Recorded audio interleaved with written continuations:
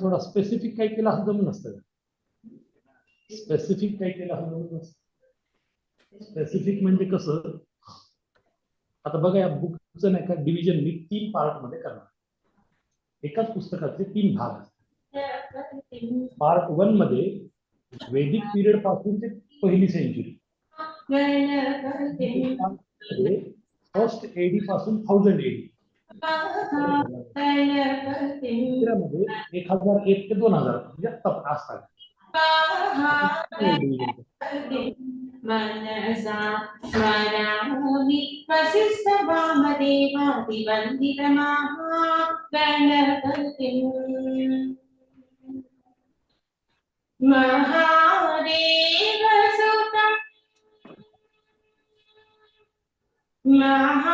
महादेवसुतं गुरुगुहानुतं मानकोटिप्रकाशं शान्तं महाकाव्यनाटकादिप्रियं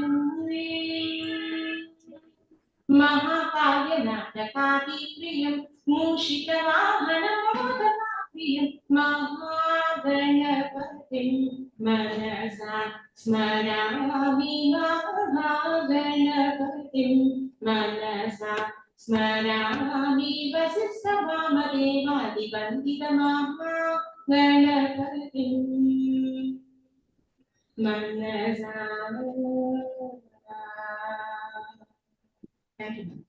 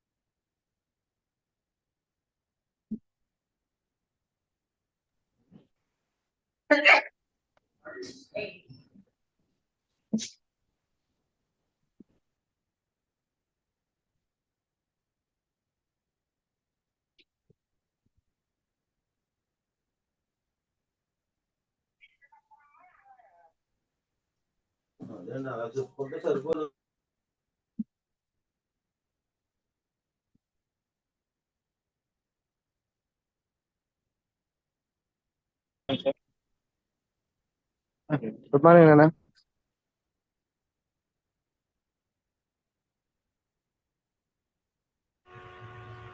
Good morning, everybody.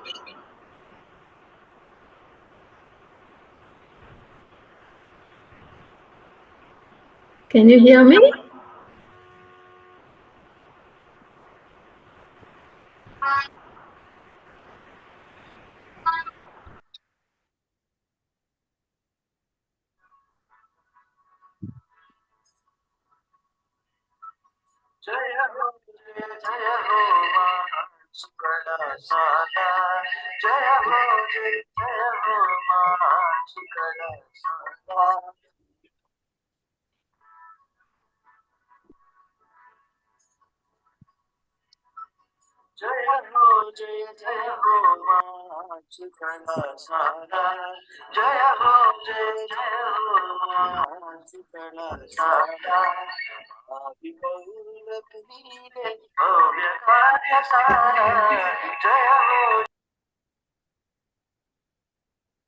In the store, Samsung store of the balance is going down.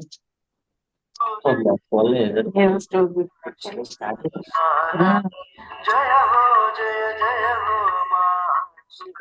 Yeah,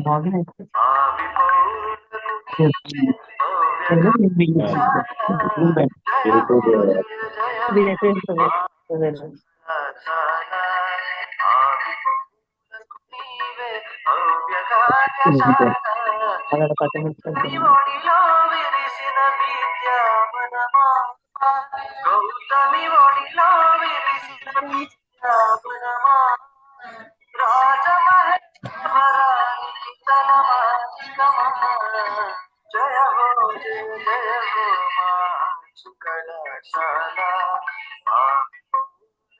నీవే నవ్యకారశాల.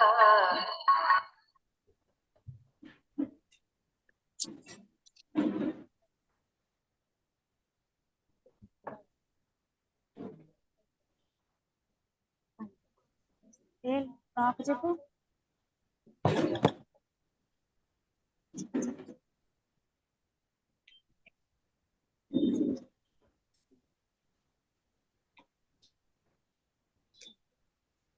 morning to you all.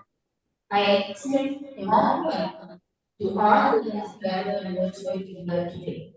A very warm welcome to our esteemed Commissioner Godavari, our RJD Garu, and our venerated Principal Rajahmundry, our adored John, Nita, and all the participants, lecturers, scholars, and students. I am so delighted to organize this event today. I deeply appreciate all of you making this event possible. Coming to the Department of English. Our Department of English, the head who is so beloved and so dedicated, who efficiently shares all the responsibilities of one vice principal, and the head of the department, elder of the family members, who shares everything and organizing today. And this meeting ego certificate వస్తుంది ఏందంగా model ఎంత ఓయ్ అక్షత్న ఇది వేరేది రాజమండ్రిలో పెట్టారు మానేస్క ఏంటి ఓ political science దగ్గర madam అన్నారు కసిరిగిరు రాజు పేరు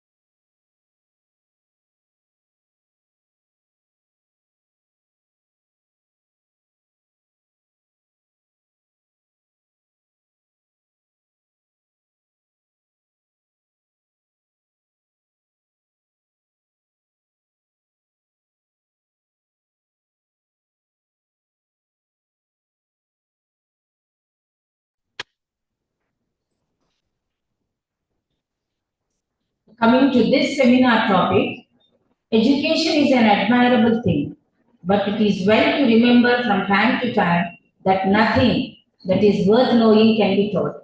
Basing on this quotation, the Department of English is organizing the topic Language as Action, the Key to Communication. Not that the topic is very strange to the department, so always the department is in charge of this language as action. But basing on this quote, we have taken this topic. Every institute grows and prospers because of the dedication and hard work put in towards our individual as well as group goals. Each and everyone here is a vital part of this event.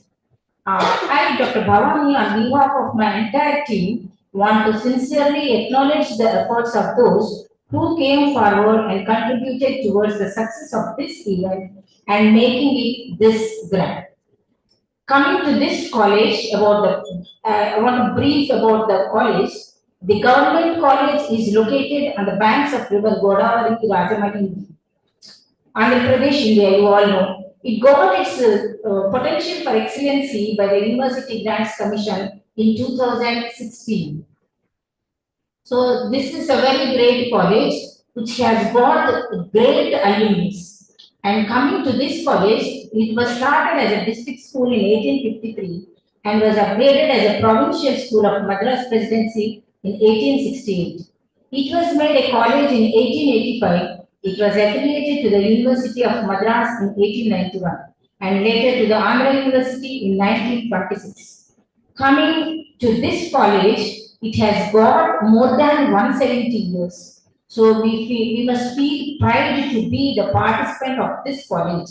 The college offers undergraduates and postgraduates programs both in arts and science from affiliated to Andhra University.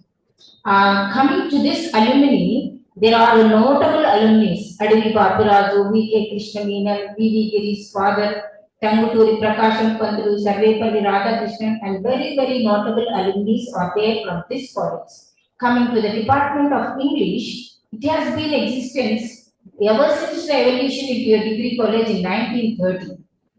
The Department of English has been looked upon as a beacon for having valuable resources of lore and expertise in various fields of English language, literature, skills, and training. Unfading flowers of all pervading fragrances of scholarship have bloomed in countless numbers in this garden of learning. The proud stalwarts of iconic faculty who serve the Department of English include M. Ranganathan, Dr. Chaval Ramurthy, Dr. Varalakshmi, and Bharati Lakshmi, and coming at current present our Shastri Sir, and so on. Coming to this, department has contributed more than 50 video lessons to the repertoire of Mana TV, combining with Shastri Sir's contribution to the combined state of Andhra Pradesh. The department has turned out proud professionals in various fields such as teaching, law, personality development, research, and defense services. Apart from providing instruction in English language and literature, the department extends guidance and training in the use of technology, innovative teaching methodologies, and teaching learning techniques. As part of institutional social responsibility, the department has volunteered the responsibility to update teaching learning skills of the academic institutions, ranging from municipal schools to intermediate and degree colleges within her vicinity. Besides certificate courses in functional English, communication skills, and employability skills, it extends training as a part of induction program to the fresh recruitees and students and methods of teaching English. And coming to this topic regarding this seminar, we only want to have education is not the learning of facts, but the training of the mind to think. Basing on this, we have decided this topic, and let's go to have a train of our mind. Thank you all for giving me this opportunity. Thank you once again to the Department of English.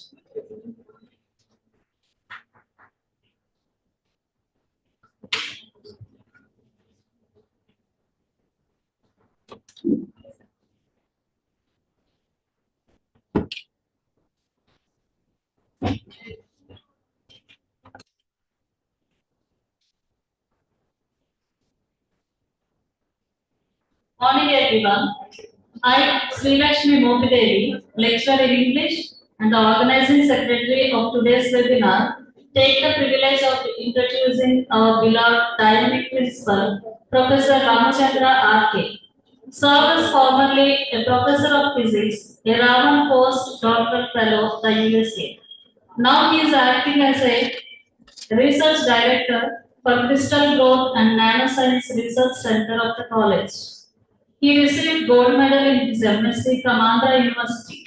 He was also the recipient of State Best Physics Teacher Award and Inter-University Faculty Forum Award from the Commissioner of Collegiate Education, Government of Andhra Pradesh. He established a research facility, Crystal Growth and Nanoscience Research Center, and is guiding MPhil and PhD students. He got UGC and Day Grants research projects to his credit and also has collaborative research with BARC Mumbai and NPL New Delhi. Having selected for India's prestigious Raman Postdoctoral Fellowship, worked at University of Louisville in the USA. So far, 13 PhDs and 2 MPhils have been awarded under his able guidance. He has published 95 research articles in various national and international journals and attended more than 60 national and international seminars, presented papers, and has given invited talks. He organized 18 workshops, 1 national level refresher course, 26 national conferences, 1 international conference on renewable energy, the topic related to physics. He is a lifetime member of many national science associations and also an editorial and review board member of national and international journals. He was also the recipient of Outstanding Reviewer Award from Elsewhere, Netherlands. His enduring zeal towards innovating and developing this 170-year-old historically reputed college in all spheres is a great inspiration to all of us. The reforms and efforts being done by him depicts a mark of his own. With this brief introduction, I now invite our visionary principal and the president of today's webinar, Professor Ramachandra R.K., to deliver his opening remarks on the occasion of this international webinar. Over to Professor Ramachandra R.K.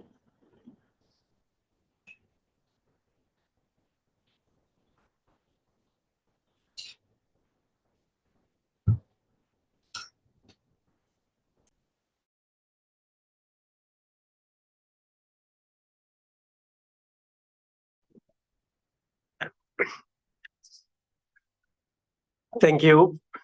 A nice introduction. Am I audible to you, everyone?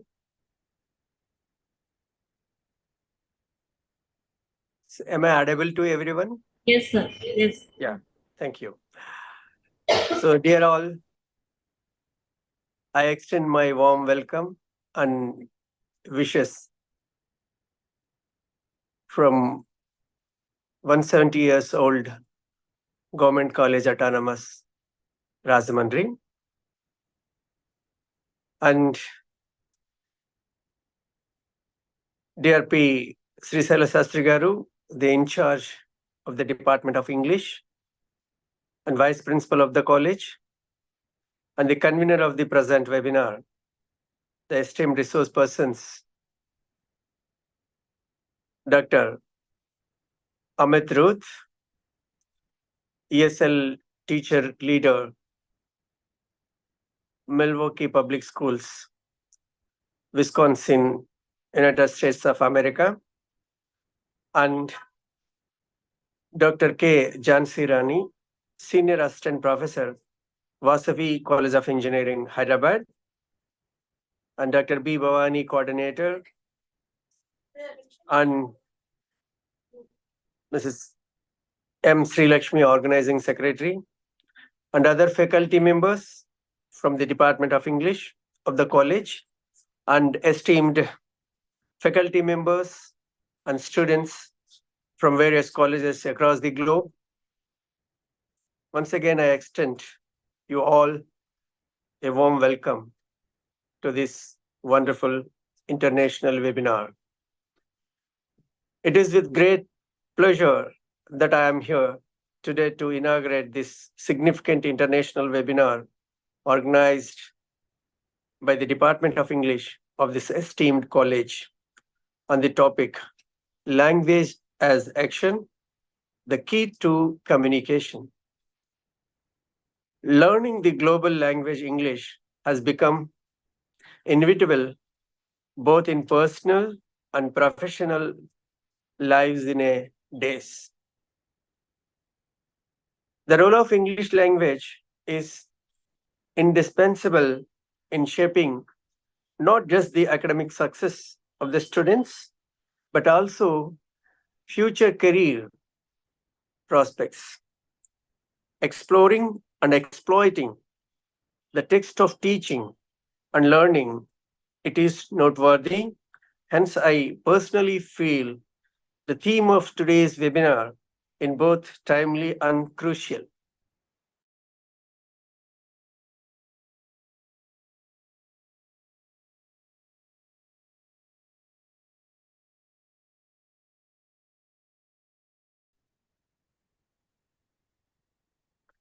As told by the organizers, today's webinar, I'm sure would explore the ideas around enhancing English communication proficiency in the classroom using text and beyond the text.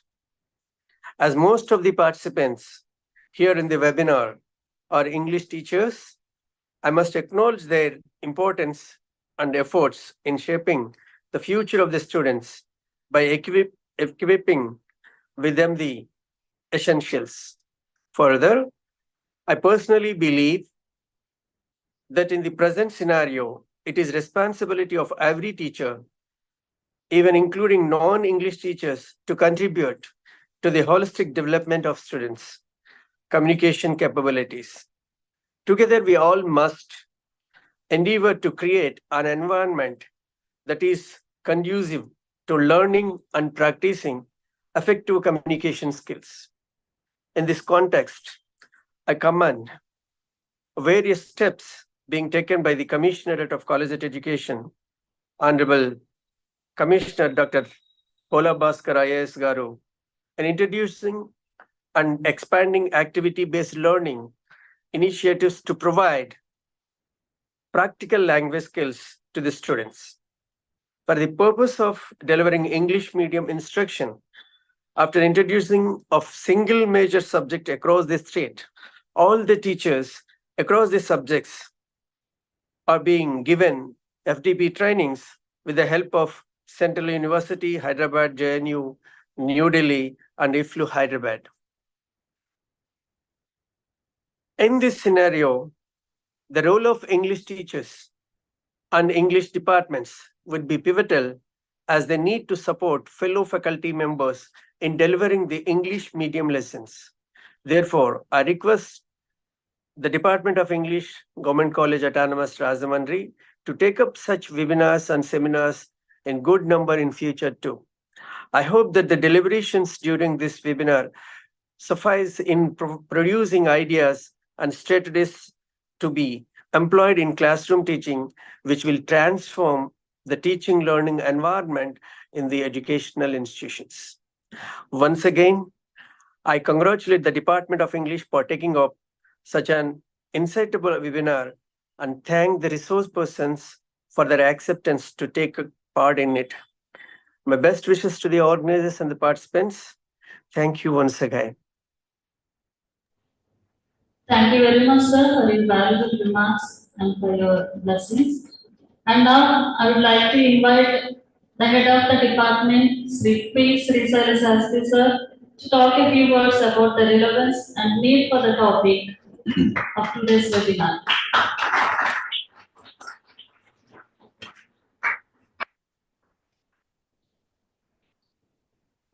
Good morning.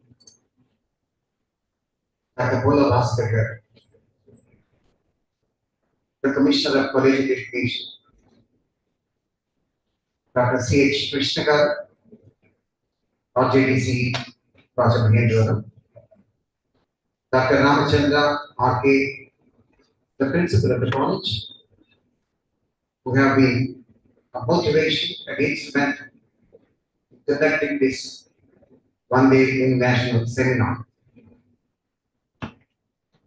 I'm briefly going to introduce today's topic. The topic today, as all of you know, is language as action and key to communication. The Department of English believes that gone are the days to believe that knowledge is only for knowledge's sake. It is a misnomer. It's a misnomer today. Even in olden days, knowledge was imparted purposefully. Knowledge which cannot be put to use gets rust, as rightly pointed out by Ulysses. The rest is to rust, he says. The recent days, you might have seen the scenario of English. Not only English, the very teaching learning scenario has undergone a dramatic change.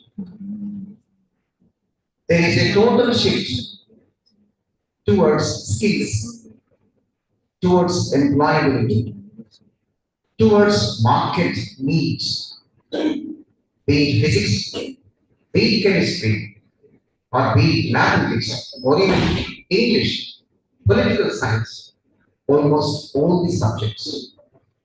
More so, the responsibility of the English teacher lies very heavy in this particular scenario. Hundreds of trainings are being scheduled to initiate this radical shift from literature to language, from teaching the text for aesthetics to teaching it in a communicative way for teaching skills. The focus of the institutions today is to prepare 21st century citizens ready to take on the future tasks. English plays a very vital role. That's the reason why the Commissioner College of Education is very serious to introduce English during the third and even fourth semesters also. Preparations are underway in the government of Andhra Pradesh to continue the teaching learning of English skills during the third and fourth semester. As part of it, the Department of English is gearing up itself fully to meet the task.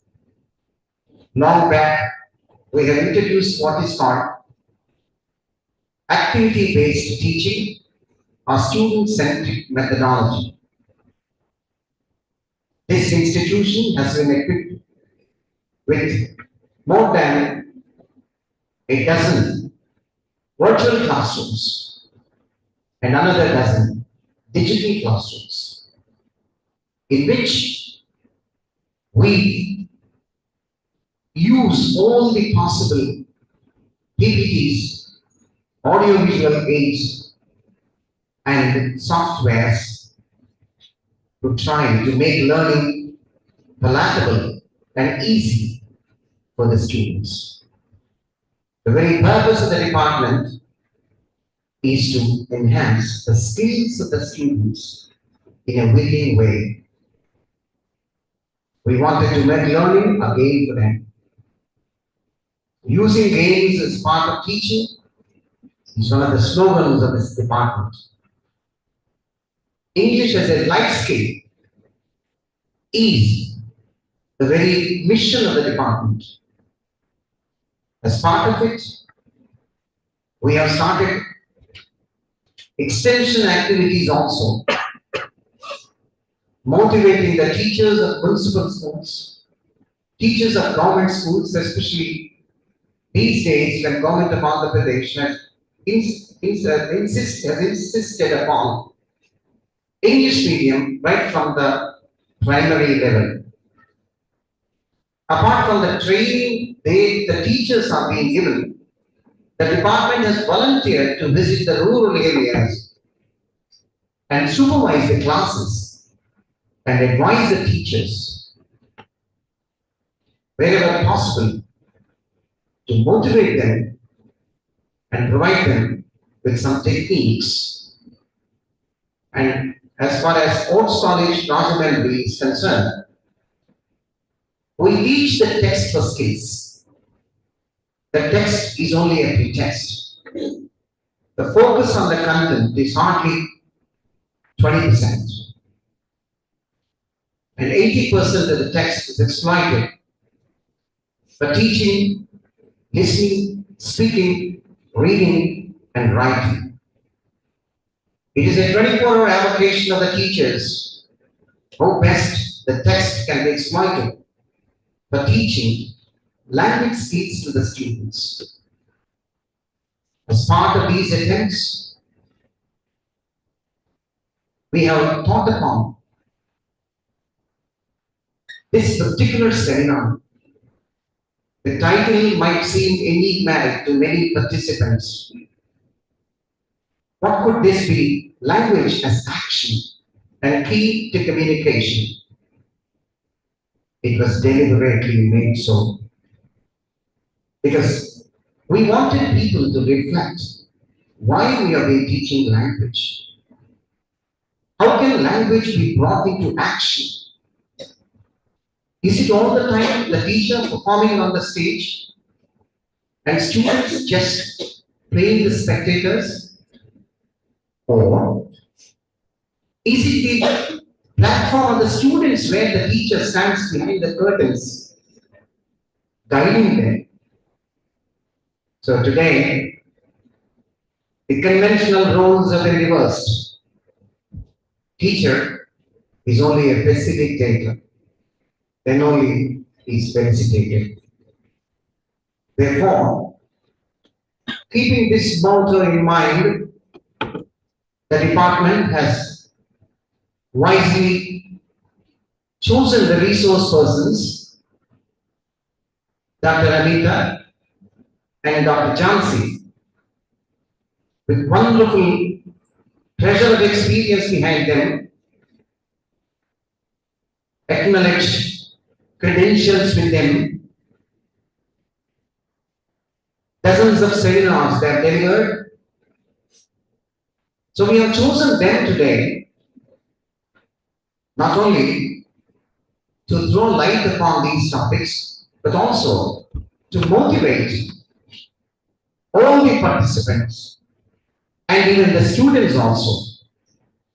We have made it mandatory for the students of language and literature because we believe that they are going to be the future educators to be a part of this seminar, so that the need for teachers is very great in the society today. So these future teachers will also be motivated not only by how they are being taught, but also by how they should teach for the future generations. So with these few words, I hope I've introduced the relevance of the topic today, and I request the resource persons to please try to throw light upon these areas, and let's join our hands to make this seminar, our webinar, a grand success. Thank you so much. Thank you.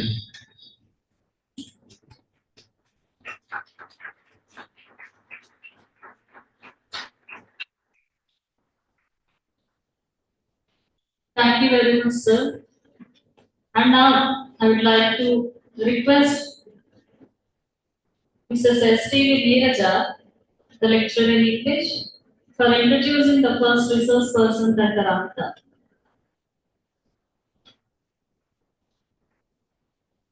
Good morning, everyone. It's a great pleasure and privilege for me to introduce a very renowned scholar having a widespread reputation, a celebrated lady of teaching English, Dr. Amita Gaun, our first resource person of today's session. Amita Gaun has a PhD in English language education from IFLU. A 29 years stint of career includes teaching at the school, +2, undergraduate, graduate, and postgraduate levels, and research guidance. She has influenced students from various countries, cultures, and levels of education. Currently, she works as ESL teacher leader in Milwaukee Public School in Wisconsin, USA. In this new position, she provides professional development, coaching, and support to ESL teaching in the Milwaukee Public School District. Apart from this, she is also an ad hoc instructor in the School of Education, Department of English and Learning in the University of Wisconsin, Milwaukee. Prior to this, she held different positions of ESL teacher, Newcomer Center, Milwaukee Public School. Adjunct Professor, English Language Institute in the Congolian University, Macon. ESL instructor at Milwaukee School of Engineering. During 2005 to 2014, she was an assistant professor teaching for 8 years in the Department of ESL Studies and Language Testing at English and Foreign Languages in Hyderabad, Telangana, India. From June 2007 to September 2008, she was the assistant professor at the Department of English, Nizam College, Usmania University in Hyderabad, Telangana, India. Seeing learners at these many different levels, at the graduate, undergraduate, and K-12, gave her rich insights into theorizing and teaching ESL in different global settings and contexts. Further, during 2017, she was a member at large in the WITESOL board, a regional body for EFL and ESL teaching in the state of Wisconsin.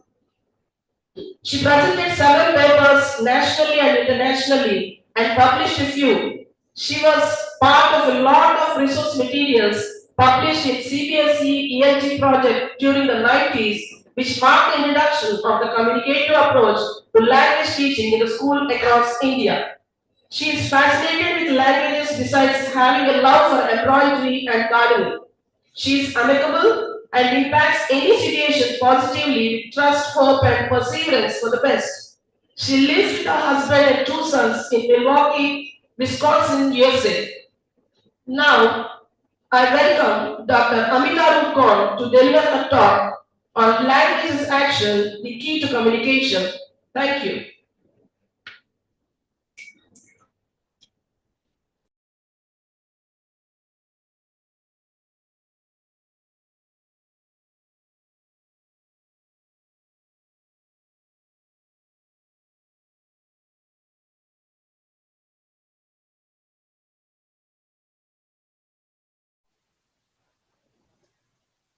Good morning, everyone.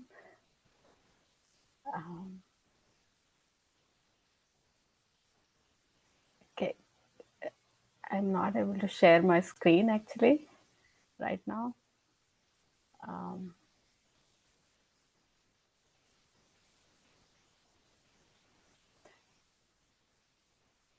Are you seeing my screen? Ma'am, you can share it now, ma'am. Actually, I have it as a PPT. I don't have another tab open. Okay, I'll share on behalf of you, ma'am. Yeah, please.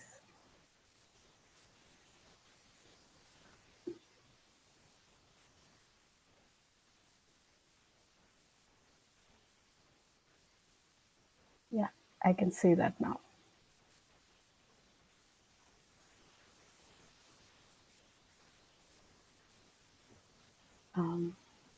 Good morning, everyone. Are you, yeah? Can you hear me clearly? Amita ma'am, the screen is shared by us and we can continue. Yes. Thank you very much for sharing the screen. So my talk is language as action, the key to communication. By the way, my last name is pronounced as Gone, not Gone. So I just wanted to make that correction. Amita Ruth Gone. That's my last name. Okay, so the objectives of this session are given here. If we are able to teach and plan activities or exercises for students to learn the use of language using the text as a model, that's the objective of the session.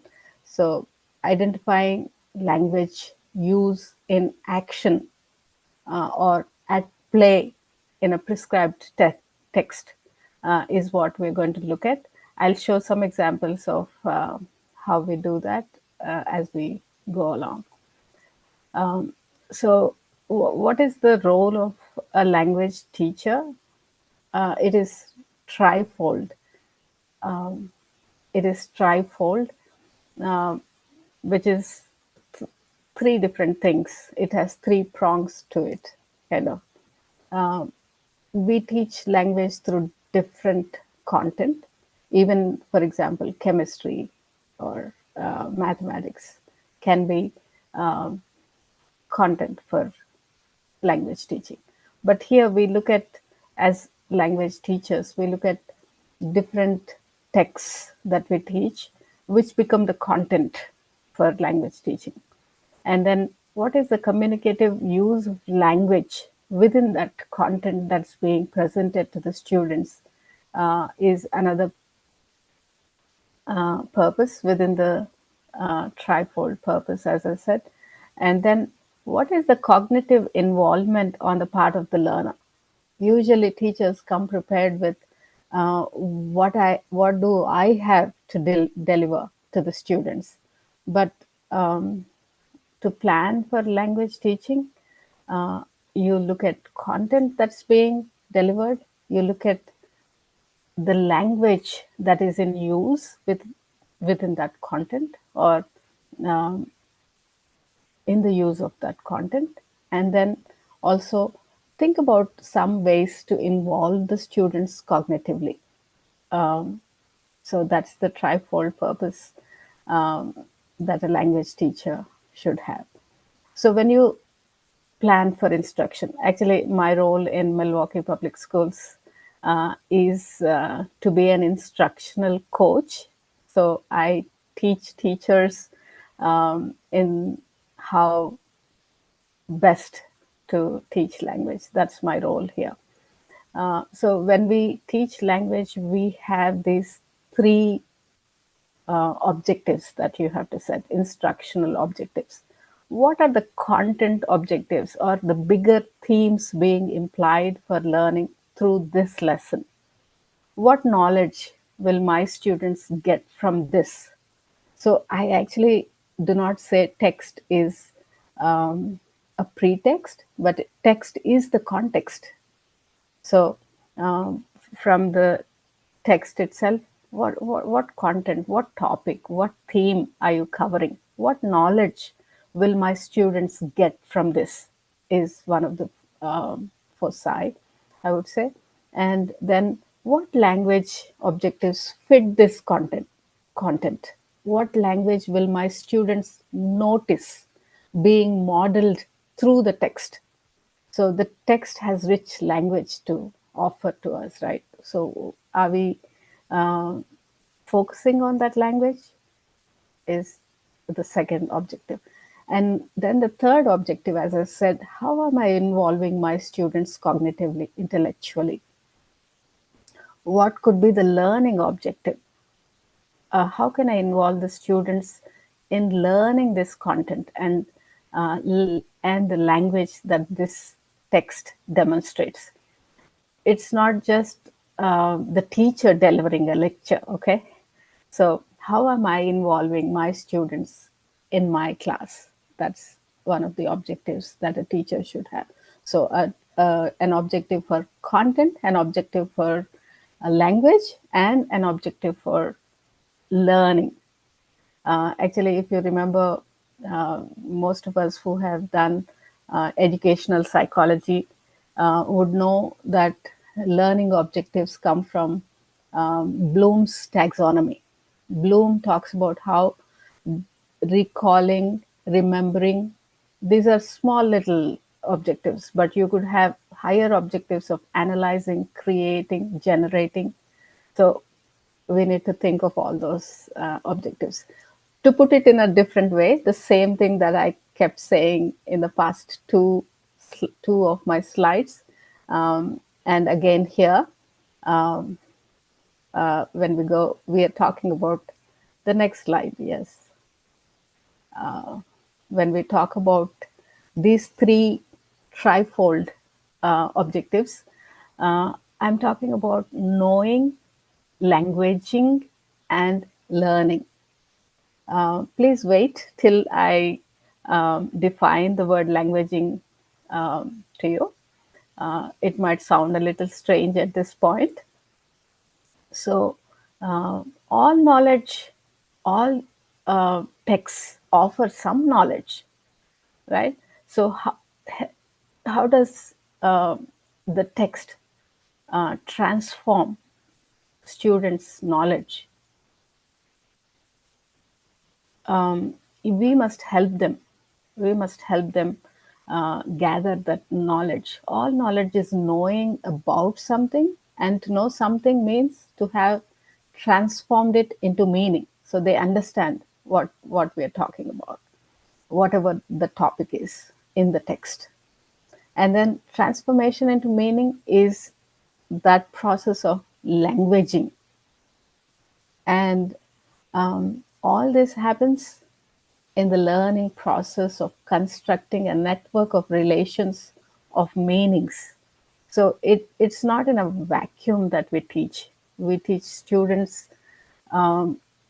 showing the models that we encounter in the text, and also we involve them in, I think we should project the next slide, please. I'm talking about the next slide, yeah.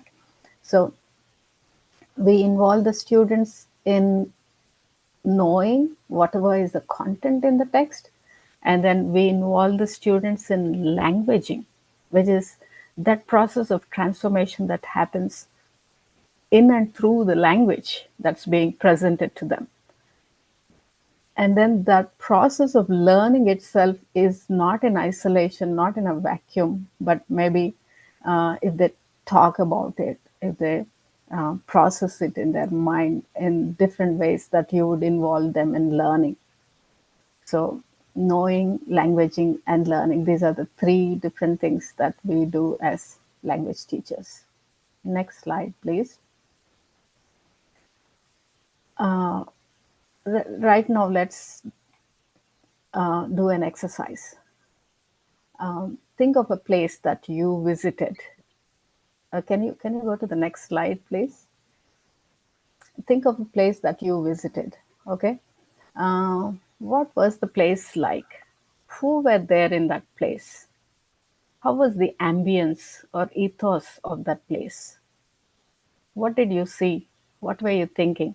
I would like you to actually answer one or two of these questions in the chat, if you can.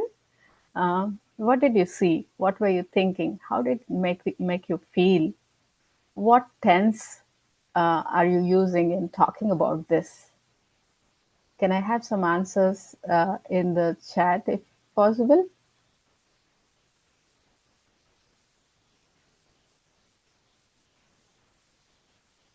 I do not see anyone attempting that.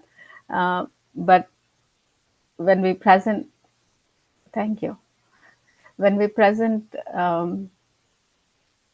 questions like this to start a lesson, it kind of activates students' cognitive ability to talk to the teacher, to tell you what they already know. This is not a not a difficult question for students to answer. Did you go to any place on an excursion or a family picnic, or you could pose the question in a way that they understand? And then this question of what was the ambience or ethos of the place, maybe that would be a difficult one to answer. So I'm actually trying to look at a text here now that is prescribed for the students. Going to the next slide, a day with the astrologer's day. So this text presents several words, several phrases to talk about the ethos, ambience of the marketplace where the astrologer sets up his counter or his, his business to talk to people. And the question asked, or the question that is required of the teacher to attempt answering is what does the description of lights add to the mood, the feeling of the story. So my questions that came in the previous slide um, kind of activate that knowledge about something that they already know, which is personal to them. And then now going to the text, they are able to apply. So where is it that this astrologer is sitting? What is the ambience of that place? What mood does that create? So these are the phrases or words from the text. It says it was enchanting. And another word, another other few words from the text are like bewildering. I have actually copied and pasted those little pieces of the text there. It was a bewildering crisscross of light rays and moving shadows. That's a difficult phrase for students to understand. But because you set the stage for talking about the ambience of a place, what mood it creates, it helps the students to understand this expression in the text. And then this other paragraph says, the place was deserted by the time the astrologer picked up his articles and put them into his bag. The green shaft was also gone, leaving the place in darkness and silence. That is mood. That is the ambience of the place, ethos of the place. So using the text, we introduce this language to the students. We introduce how language is in action here. Language is at play here.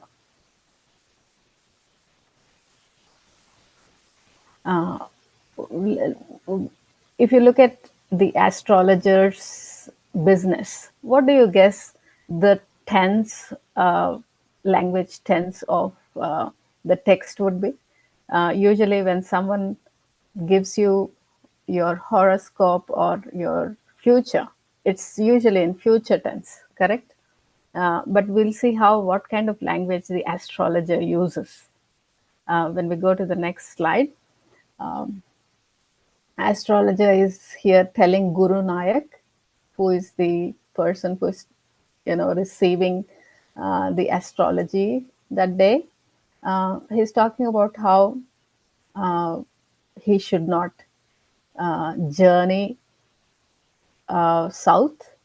So these are the actual statements that the astrologer gives him.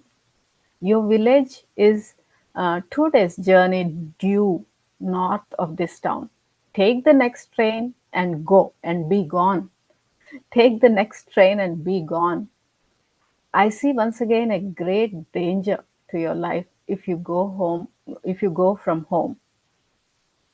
And then he took out a pinch of sacred ash and held it out to him. Rub it on your face, on your forehead, and go home. So here he's again and again instructing Guru Nayak to go home. Never travel southward again, and you will live to be 100. So what is the language being used here? If you look at the linguistic, grammatical tense and the type of sentence being used here, it is all imperative. And imperative sentences want to tell someone to do something, or advise, suggest, request, command, or order, or give instructions. So it is the same language like switch off your mobiles, read the instructions, hurry, wait, don't be late. So this is how you use the text as a context to show how the astrologer is giving some very critical, very crucial, life-saving advice to this man, Guru Nayak, and how that same language students can apply communicatively just uh, by using these instructions like switch off your mobiles, or, so I'm just trying to say how you could use text as a context to show how communicative purposes are met, and how we can uh, you know churn that language to apply to our own context, to be able to develop our own communication.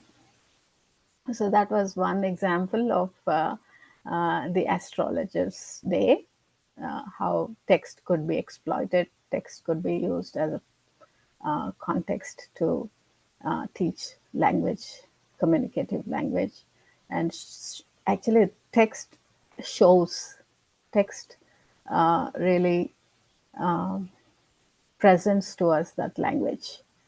So exploiting the text and seeing how language is in action in the text is something that we have to point to the students, help them notice that language, and therefore also be able to apply it to their own, in their own, language needs, for their own language needs. Let's look at another text. I hope you're enjoying this analysis so far. Thank you. Thank you. Thank you for your responses in the chat also. So going to another text, let's look at Stopping by the Woods. This is a poem. What is the poem about? What is the language in use here? What tense is the poem in?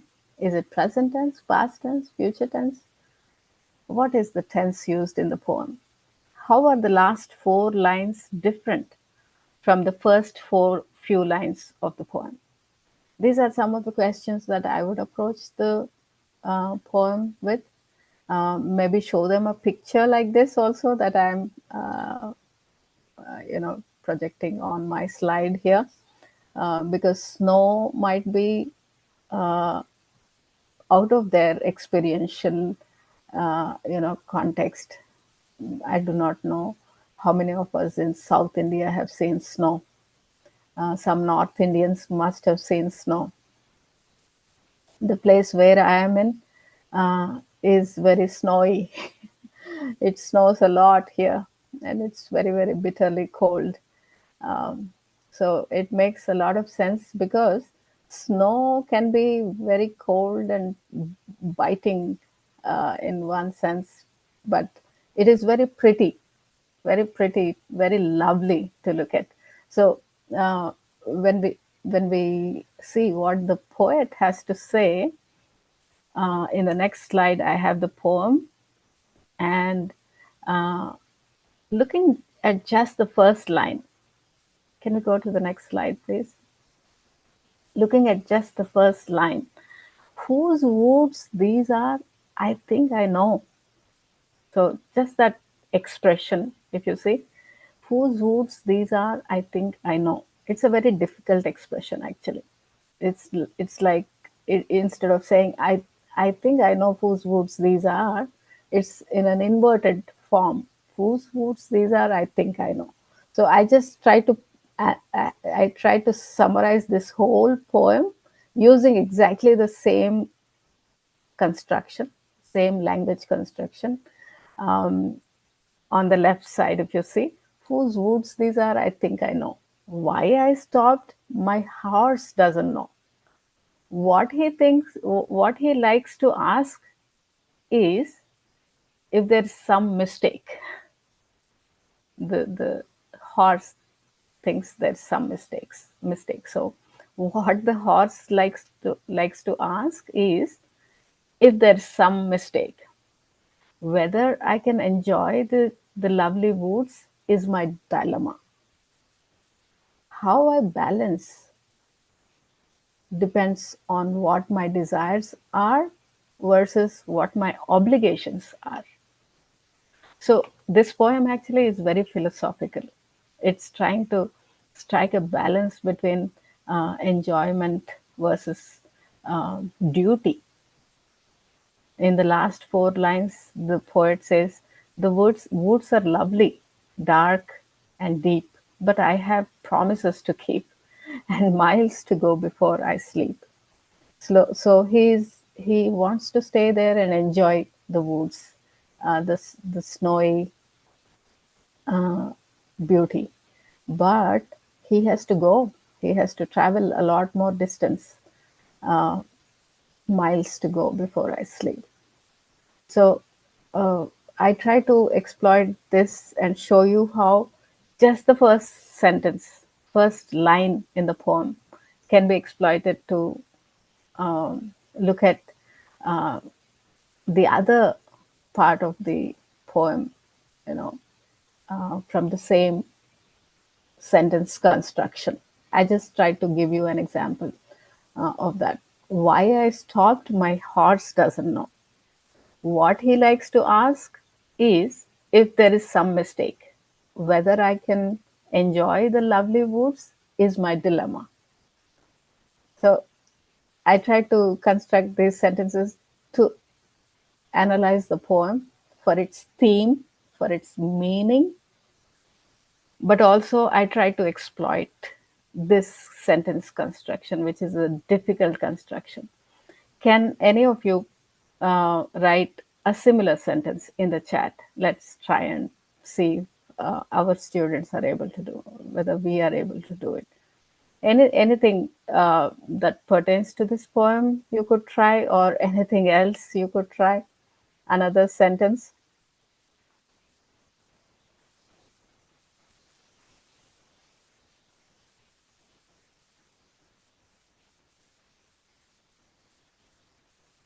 Think about it. Actually, in our classes, we should give a lot of wait time. We talk about wait time because as teachers, we think when we wait for students to respond, we are wasting time, or we think they don't get it, or something like that. So try and write a sentence in that sentence structure. If someone wants to unmute and give me a sentence also, that's fine. Would you like to try?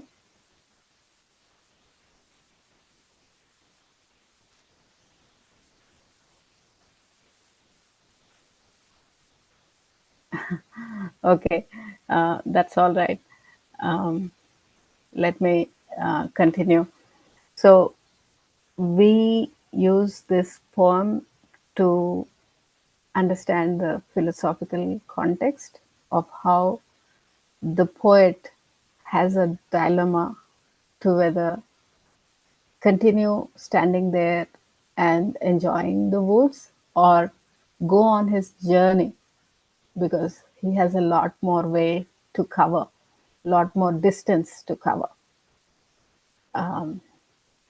So that's another thing I tried to show you as an analysis of how we use the text to look at the context of the poem. One more text that you have, if we go to the next slide, is about Steve Jobs. So Steve Jobs, find what you love. What is the purpose of this text? We have looked at the purpose of 2 different texts so far. What do you think is the purpose of this text? What is the language genre that this is in? How can students learn the language modeled in this text? Actually, this is a speech, right? I have a little clip here. Is it possible to click on that link and play that? The underlined thing is a link. Yeah, just play that, please.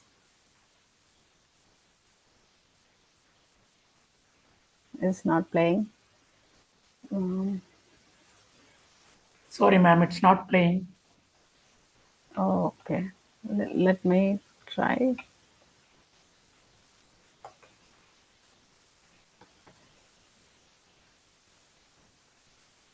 Um, just a second.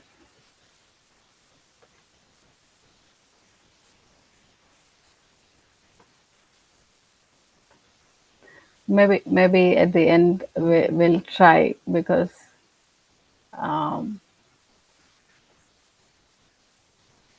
it's not allowing me also to play.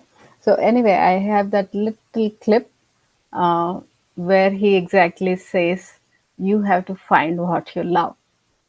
So in his speech, he actually gives the story of his life, story of how he failed, story of how he developed his great business, right? So how do we use this in the syllabus itself? We have other parts following where this is listed. It says descriptions, debate, speech.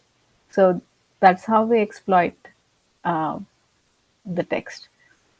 We look at what the character in this speech, the person in this speech has done using the language, how he talks about his birth and the story. Can our students, if they are not willing to share personally, orally, can they at least write?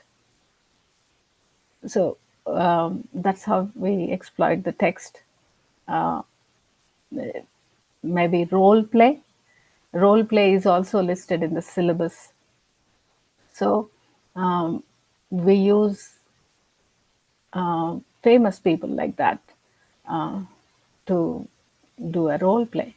Can someone present the speech in the way in the way he did already? And in the class, maybe students interview each other. If you were Steve Jobs, what would be um, some of the questions others can ask you, and what would be your responses?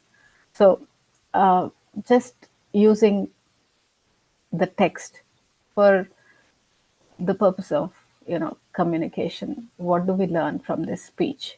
What do we learn from his experience of uh, being unsuccessful and then being successful? That's what the text talks about. So those language expressions that he uses, you need to find what you love. How many of our students have made a choice of what their career is going to be? How many of our students know what they're going to become in the future? What are their dreams? So things like that. What has been their history or past? Because Steve Jobs here gives a good story of his birth and adoption and all those. So we could exploit this text and use it as a context to talk about our own life stories. So that's another text I have analyzed. The syllabus, when if you go to the next slide, the syllabus also has some topics which are just teaching language in isolation. Let's go to the next slide, please. So how do we approach language teaching in isolation? When there is a text, you churn out the language there and teach. When there is no text, you bring a text or bring a context to support language teaching in isolation. So that would be my approach. For example, in the next slide, I'm showing a context where you could use prepositions. I always this was one text that I used long ago when I taught some proficiency classes in Hyderabad, India, and I could never forget this text. I literally searched for it and put it here in whatever form was available actually. So if you look at this text, it is the context of how When you join the army, you have so much to do. Actually, the actual text that I remember is you have to cut your hair very short, and all those expressions were there. Can our students identify prepositions in this context? A lot of prepositions there. So when you teach language in isolation, you bring a larger context, not just at sentence level. It's not right to just teach language at sentence level. Bring in a bigger text like this, at least a paragraph length, to show language in action here, prepositions in action here. So that's how I would approach teaching language in context, even when there is no context available, just a list of topics. So going to the next slide, language can be exploited at these, text can be exploited, I mean, at these three levels. Next slide. Word or phrase level, for precision of language. When you say in the astrologer's day, it was enchanted, that is precision. There is no other word which will give you so much loaded meaning as that word enchanted. There is no other word like bewildered, bewilderment, that was used in the text, which will give you precisely what the author is trying to convey. And then sentence level, what is the grammatical complexity that our students can handle? How can we teach them those grammatically right sentences? How far can we take them? With the example that I showed you of an inverted sentence, whose woods these are, I do not know. I know. I exploited it at the grammatical complexity level. And then we look at text from the discourse point of view. What is the organization of the text, cohesion of the text, density of language that is presented? These are the three language dimensions we have to show our students of how language is at play and in action. That was a very brief way I put it. Going to the next slide, we look at how content becomes actually the context for language learning, and language is a means for content learning. I teach this point here in Milwaukee, here in the public schools that I go to. I teach teachers how they can teach language through mathematics, through language arts, through science, social studies. So, but the same thing applies to language teaching with the texts that we use in our colleges also. So, content is not just a pretext, but a context, but the context for language learning. And language is a means for content learning. And language presents to us all these genre or categories of language use, of narrating, informing, arguing, explaining. There is so much narration, for example, in Stopping by Woods, so much narration in Astrologer's Day, so much narration in Steve Jobs' speech. Can we churn language like that and teach them communicatively? So with my final slide, I would like to say how languaging, which is actually turning the word language into a verb, is language in action. And this word, languaging, is not a new word. One of the language specialists, I would say, ELT specialists, used this word in 2006 in her book, Meryl Swain. It says, in essence, languaging is an activity, a process of meaning making and shaping knowledge and experience through language. And I wish all of you teachers and the students a very um, you know, fruitful, beneficial, and enjoyable, um, time languaging. You notice language in action in the text and put it into action in your own language with your use. Thank you very much. And I have my uh, LinkedIn contact there. If anyone would like to connect with me, do send me a message through LinkedIn. Thank you. Thank you very much, Amita ma'am, for your wonderful lecture on the topic. And now the session is open for queries. The participants, if you have any queries, please you can ask online or you can type in the chat box.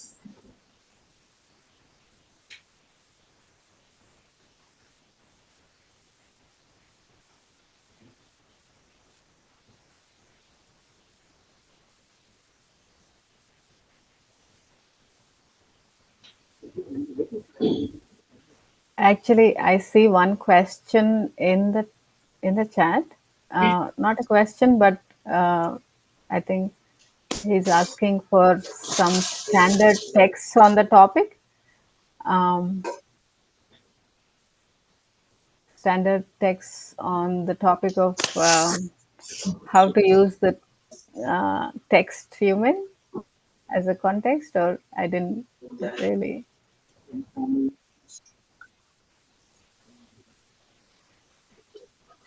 Hello. Yes. Hello. Yes, I can hear you. Madam, good morning, madam. Good morning, madam. Good morning. There is a poem in second semester English. First poem, Ulysses, by Lord Alfred Tennyson. Yes. Your voice is breaking. Your voice is. Pardon?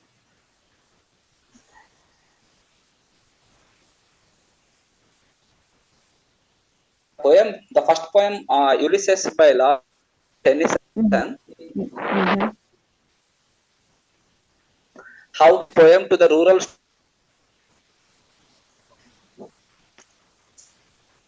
Hello. Your voice is breaking actually. Can you type the question?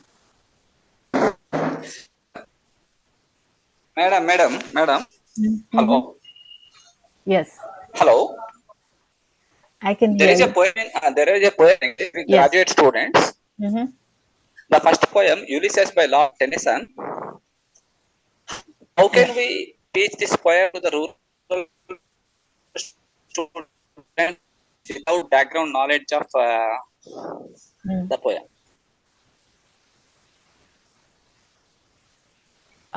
Please. Yeah.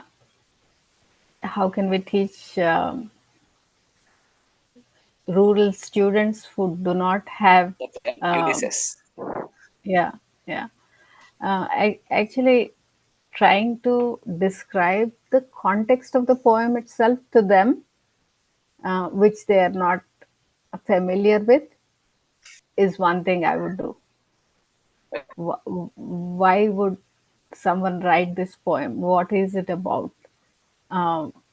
It might be out of the experience of our students, but what is the experience? For example, it talks about mariners, right? Our students have that knowledge. We also have fishermen. We also have people who go on the rivers, on the lakes, in their boats. So we need to connect what the text is presenting to what our students would be already familiar with. That's how I would, yeah. And I when I say use the text as a context to teach language, I wouldn't bother about taking everything from the text, but at least the crucial parts of the text. For example, I just took in one of my slides what the astrologer actually said to this man. That is the crucial part of the text. So you identify the parts of the text that are critical and then use it for language development. I hope I made myself clear. Thank you, Madam. Thank you. We are from the Department of English. As rightly pointed out by you, regarding the exploitation of the text for language purpose, for the syntax, structure, formal, informal, style, etc. From the same poem by Robert Frost, as rightly pointed out by you, we in our department have decided to raise a discussion in the classroom regarding the points of view of the owner of the woods, the horse, as well as the poet. The poet has one point, the horse has another point, the owner of the woods who doesn't bother about Frost standing there, nor even the horse eager to go back home. The owner of the woods doesn't even bother about anything, and he hardly visits once in a blue moon to measure the size of the trunks and the amount he gets when he sells them in the market. So regarding the point of view, who's right and who's wrong, whether Frost was trying to correct anybody or present the ways of the world, this triggered a wonderful discussion in the classroom, and we have taken it to the real-time situation. While parents' point of view and children's point of view often vary, each of them claiming that they have a right cause in arguments. So in other words, finally, what we were able to drive it home to our students is that points of view, difference of points of view are quite common, but it is the onlooker who has to judge who's right. What do you say about it, ma'am? That's an excellent way to analyze the poem, points of view, and also an excellent way to teach language. Are students able to express their point of view? Maybe taking one of the roles in the poem itself, as you have done, or if they were to take their own personal poem. Actually, in this world that we are in right now, we have so many issues we're going through, so many issues that our students go through. Can we make those personal, social, and emotional connections from the text? I think you did an excellent job there by asking them to give you a point of view, maybe their own point of view, by analyzing the points of view that are presented in the poem itself, of the horse, of the maybe what would be the point of view of the person who owns the woods, and maybe the person stopping by might not be the poet. So what is the poet trying to present to the readers as his point of view? I think the way you approached it is absolutely great. Yeah. Thank you so much, ma'am, for your patience answering the queries. And now I would like to invite Srinivas sir, lecturer in English, to give a sum up.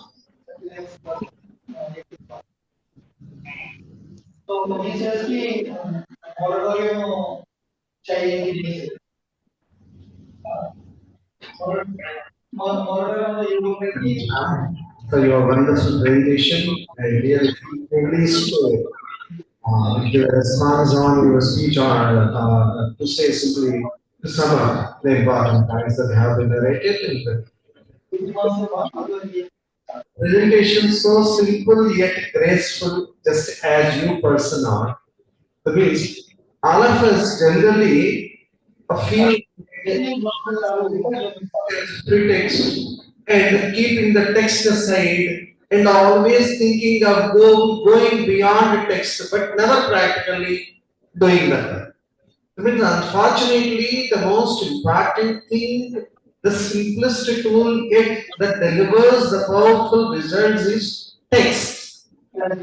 Text, how we can create wonderful context. You have given by using our own syllabus, because it has been very much customized for the purpose of the teachers of university graduate courses of Andhra Pradesh also. I think. Thank you very much for that one. And another context that has been brought by you is also the language context also. That means whatever you have said, the text can be utilized irrespective of the genre we teach or even the students. For example, you have taken the example of short story, the poem, and a speech delivered by Steve Jobs, and even role plays also. That is how the text can itself be the simplest yet most powerful tool in our hands that can be exploited to provide good communication skills environment even in a remote place also. Because most of us these days are depending upon technology or pretending that due to lack of technology only we are unable to provide good communication skills environment to the students. You have actually busted the myth and brought us back to the what you can say, the traditional yet most powerful path of exploiting the text in our hands to provide good communication skills to the students. We are really thankful for bringing that simple observation back to all our minds. And I thank you very much. Thank you so much, Sriman sir. And I thank Andhra ma'am for your sparing time to deliver this talk all the way from America online. Thank you so much, ma'am. And now, I request Mrs. S.C.V. Neeraja ma'am, lecturer in English, to introduce our second resource person, Dr. Jansi.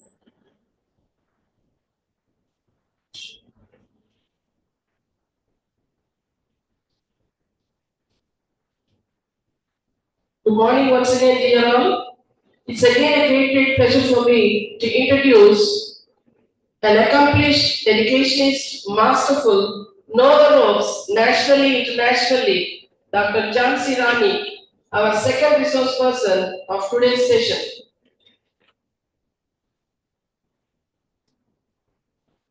Dr. K. Jansi Rani is working with Vasavi College of Engineering, Hyderabad as Senior Assistant Professor of English for the past 24 years. She has been trained by Infosys for Campus Connect program in soft skills and also trained by Wipro in high impact learning. She has been teaching language skills, pronunciation skills in English, functional English, spoken English, English for specific purpose, both in one-to-one and one-to-many classroom situations for more than 2 decades. Now, she believes the philosophy of live and let live. She wants to give back to the society by teaching the underprivileged and empowered women. She has published research papers and has given talks in national and international conferences. I welcome Dr. Jansi Rani to deliver his talk for the session. Thank you.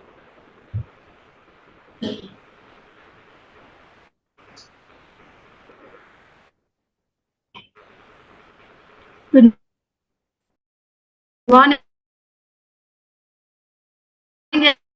everybody. Can you hear me?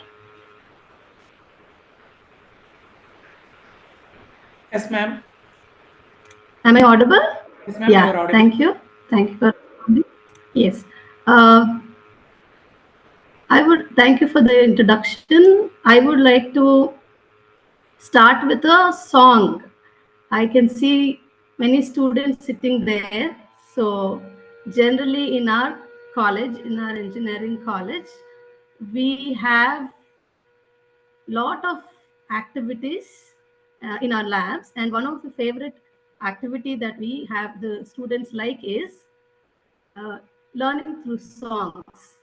So I would like to play a song for the students sitting there especially. I want you people to pay attention, all the students, and listen, even the other participants. Listen and try to identify some content words and some words, the meaning that you think it brings out the song. Can I request Mr. Subramaniam to share the song?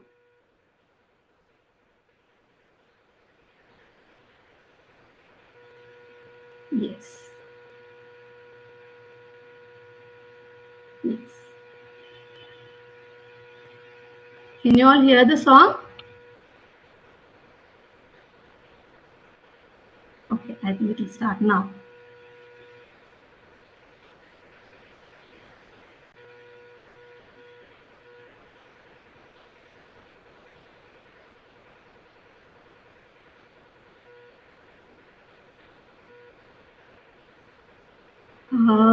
There is no sound, I guess.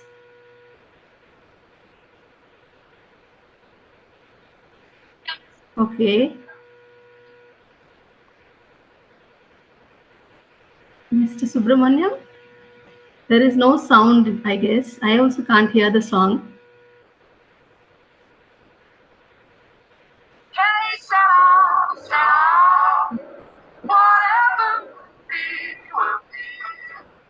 Can you please start it from the beginning?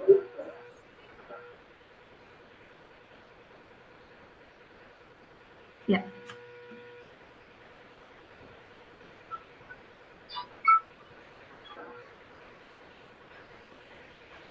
When I was just a little girl, I asked my mother, what will I be? Will I be pretty?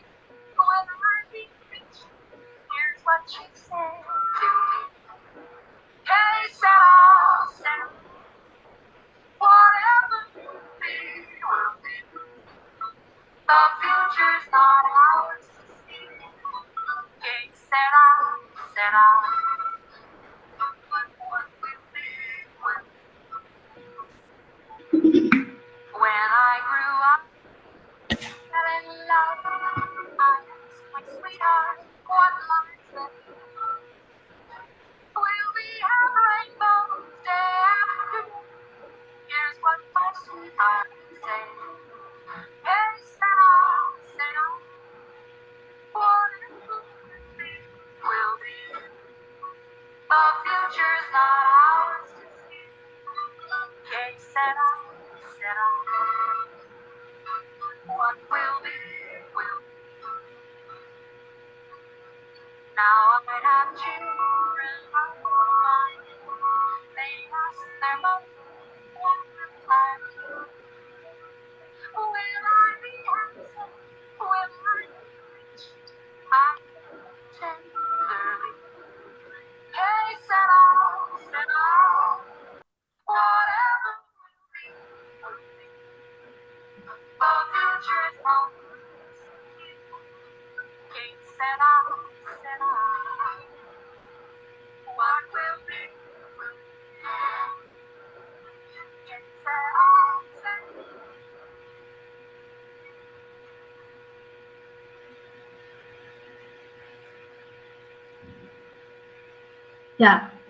Yeah, thank you so much. I hope you could get the meaning of the song. I hope the students there could enjoy the song. Can you please type the content words that you came across in this particular song in the chat box? Yes.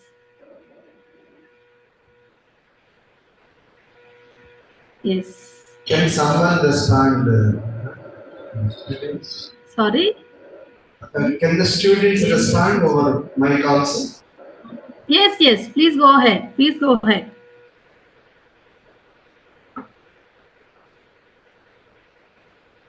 The future is not ours to see. Yes, yes, correct. Very good.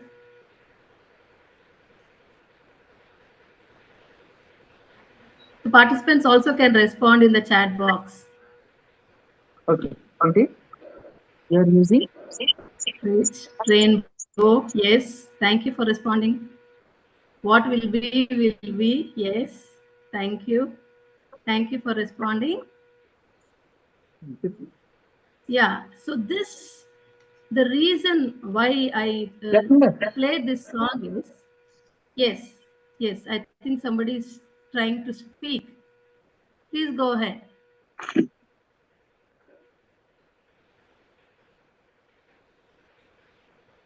Please go ahead and speak.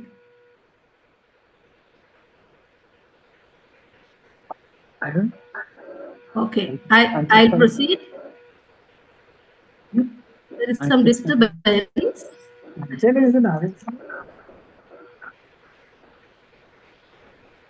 Yes. Okay, let me proceed.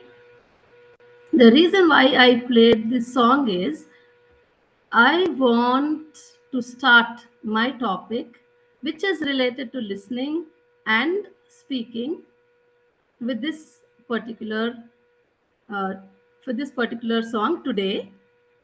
And can I share the PPT? I'll try to share the PPT.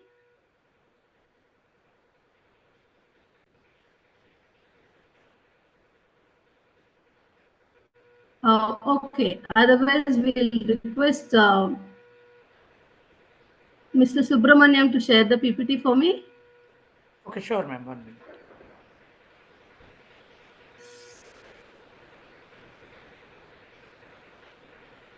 Yes. So, coming to my topic is integrating speaking and listening skills for the improvement of English language competence. This is my topic. I chose this topic because I feel the present generation students do not have listening as well as speaking competency that they need to have to face their future, to face their professional arena. Can we move on to the next slide? Yeah, thank you. So let us quickly first look at what is speaking skill and what, why, and how about it. And then we'll move on to the actual part of my topic. What is speaking skill? We all know that it is the ability to communicate effectively. And we also know that we need to have this competence to survive in this competitive world.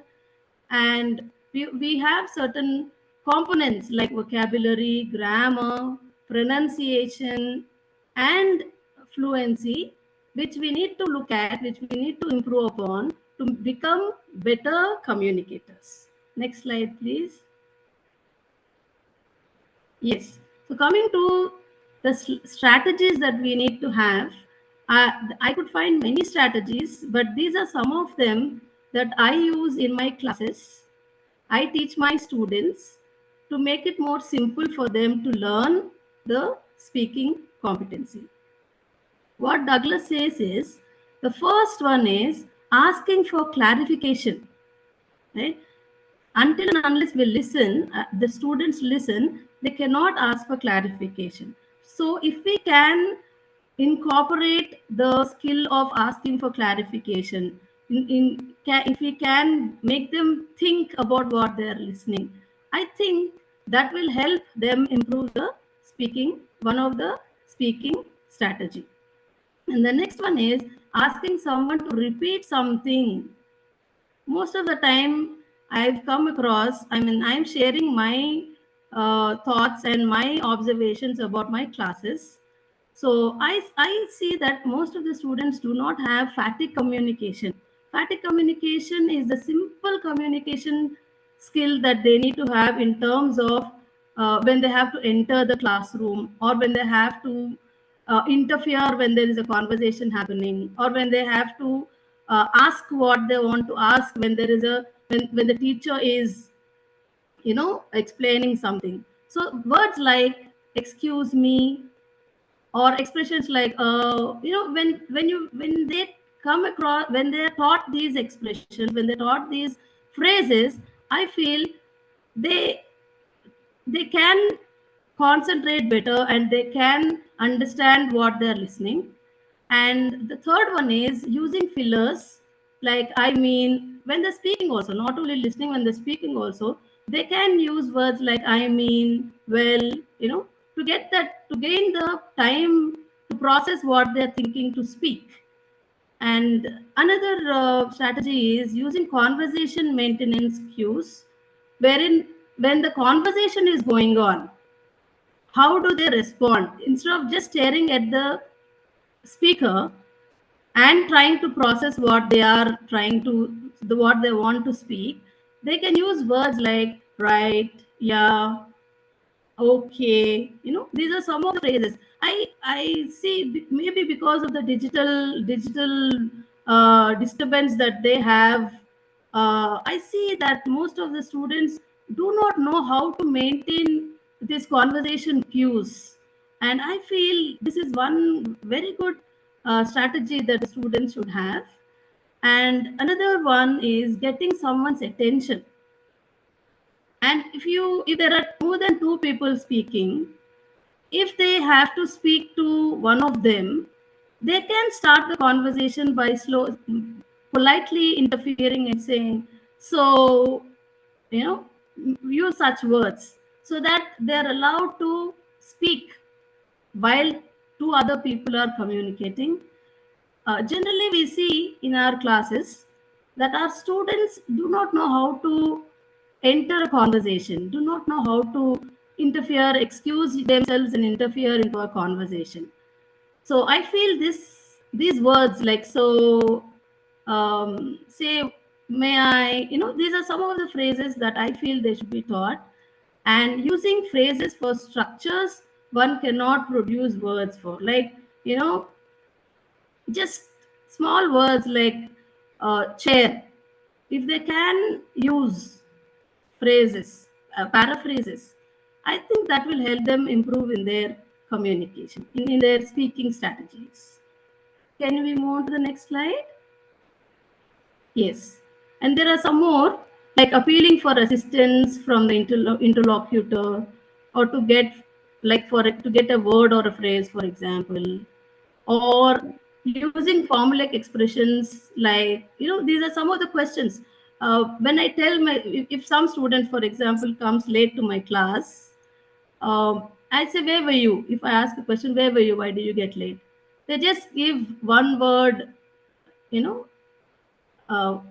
answers like canteen, Xerox. I'm talking about the engineering students. I really feel bad for them. I said, can you put it into a sentence? I tell them, can you put it into a complete sentence? Then they try to grope for words. They try to think, even when it comes to questions also. So one of the example that I put it here is, how do I get to that place? If you, or get that book, or get that answer, they do not have that sentence structures also within. So I feel we need to teach them.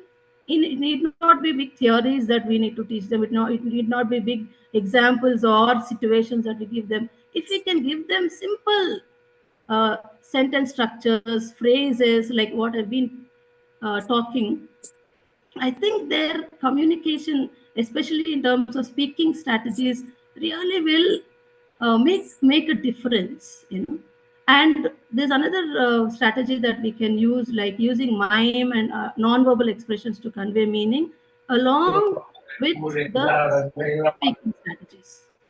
And then we also have circumlocution is another strategy which is used where they do not know the synonym and they try to grope for a similar one. So we try, they should be encouraged to use, and then make them speak more than a sentence, make them speak more than a more than a phrase.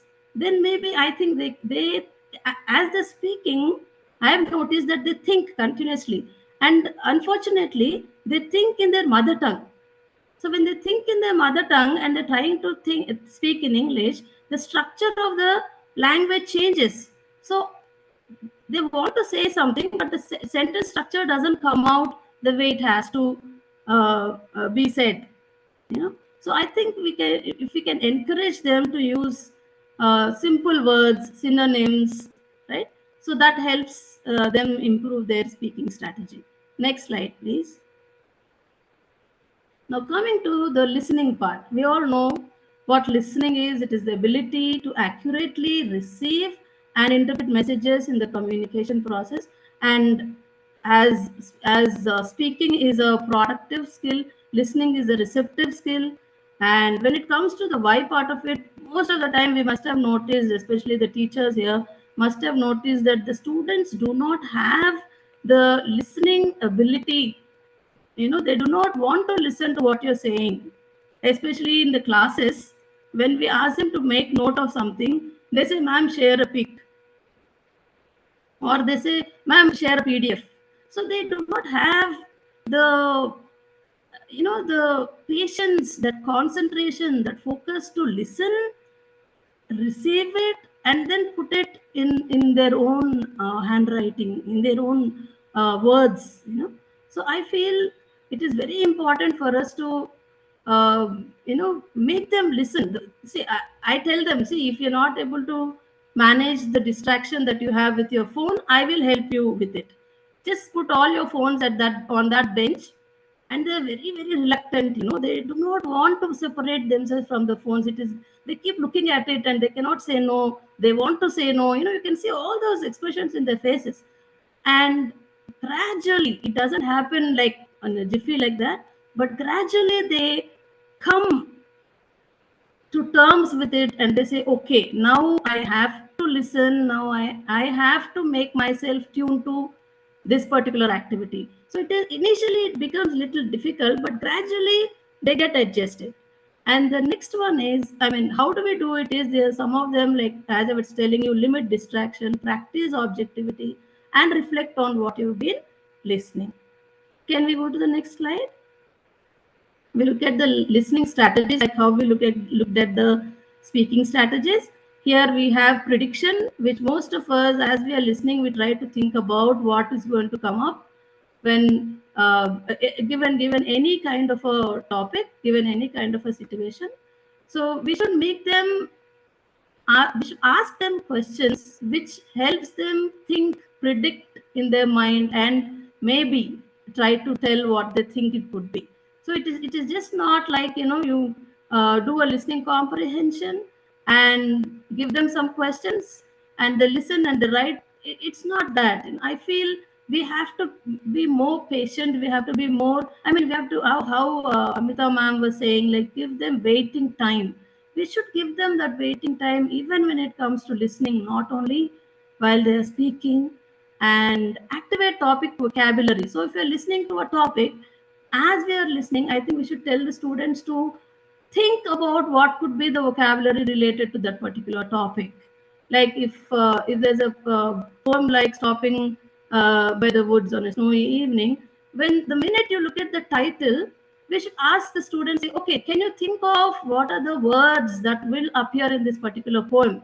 Can you think of the words, simple words? It could be simple words like snow, water, woods, or trees. Ask them to write it down. And definitely, I think the mind is so sharp at that age, they definitely try to put it into practice when they're doing the other activities also. And then the next one is intonation, which is use intonation to assess the information focus. When you're listening, when we are listening to somebody, we try to look at the falling tone and the rising tone that they use. If it is a question, it's a rising tone. If it is a statement, it's a falling tone. There are many other features of it.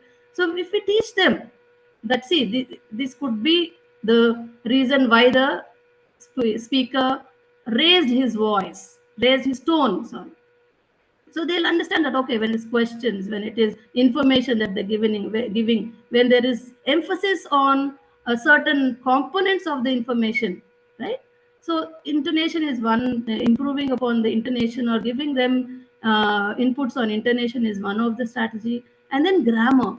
The other day I was reading, I'm sure some of our teacher friends here have also read about an article that appeared in the newspaper written by Professor Elango. He was telling about the use of grammar, and he was saying that it is not so important that we teach grammar rules and give them a lot of inputs on how to use it in a structure and all in an isolated way. Instead, if we try to tell them to think about that is what Professor Elango also was saying, that put it into a situation, put it into a context, and here also we can use grammar to assess the importance of word and sentence structures, so that we are not consciously telling them, see, you have to mug up these rules or you have to learn these rules. No, just tell them, what tense is it in this particular component, or what form of speech is it in? Is it in reported form, or is it in direct or indirect? Just ask them, just keep giving them those clues, so that they will consciously try to put put them into that practice of looking at the grammar also when they're listening. And then extraction is another strategy where you look for the gist of the content, not every word. See, looking at every word is not important when it comes to communication. When you look at the content words, like in English we have content words and grammatical words. When I say content words, they're all to do with your nouns, adjectives, adverbs, and verbs. Grammatical words are all the helping verbs, your prepositions, articles, conjunctions, and all that. So ask them to look at the content words. That will help them feel, okay, I need not listen to the content or the passage that I have to work at. I can just listen at the important words that I think are important, and then that's how they slowly improve upon their listening strategies. Please move on to the next slide. Can we move on to the next slide, Mr. Subramaniam? Yeah, thank you. These are some of, I just chanced upon these strategies about listening. First one is embrace silence. This is one thing which I think we all, I mean, this is what I tell my students also. Try to be silent, try to think in the situation you are, not about what is going to happen, what movie is going to be released, or what is going to happen to the cricket, or not that. Try to be silent and try to be at live in present. That is one thing which I feel really helps. And the next one is seek to understand. Try to understand what you're listening. Then the next one is synthesize, wherein you try to bring together what you know, the knowledge that you have, and what you're listening. When you bring it, the schema and the knowledge that you're trying to acquire, your learning becomes better. And the next one is emphasize the goal. Always remember the goal. Don't try to judge the speaker. Don't try to judge what you're listening at. Is it going to be so difficult, or is it going to be so boring? No, try to be very objective in what you're listening. And then resist sides. Don't try to be for the topic or against the topic. Try to be neutral and try to understand what is being driven home. And the next one is clarify, which I have also touched upon in speaking strategies. Try to clarify if you don't understand. Try to have a clarification within yourself. Then you try to come out and then speak. And then non-verbal cues, which is very, very important. Again, because of the digitalization, I see my students do not have at least optimum non-verbal cues. I think that is one area which we should look at. And then consider perspectives. What does the speaker what is the speaker trying to say? Is he trying to analyze something, or is he trying to take side of to support support an aspect of that particular topic? Try to look at the perspectives and try to enlarge our horizon of knowledge, so that we can kind of compare and then see where we can learn, where we can improve upon. So these are some of the things that I keep telling my students, and keep an open mind and paraphrase. These are some of the strategies that I've come across. Please move on to the next slide. Yeah. So coming now to integrating these two skills, the speaking and the listening skills. I've seen that there are many activities, and some of them are like information gap activities, which really helps the students. Information gap activities would be to do with role plays, to do with group discussions, give them a situational dialogue. Or I just put an example here about student A and B, and then you ask one of the student to look at the picture and describe it to your neighbor or your partner, and listen to your partner talking about this picture. And then what picture you have, try to see the differences between your picture and then the picture that your neighbor or your partner describes. So this some activities like that, simple activities.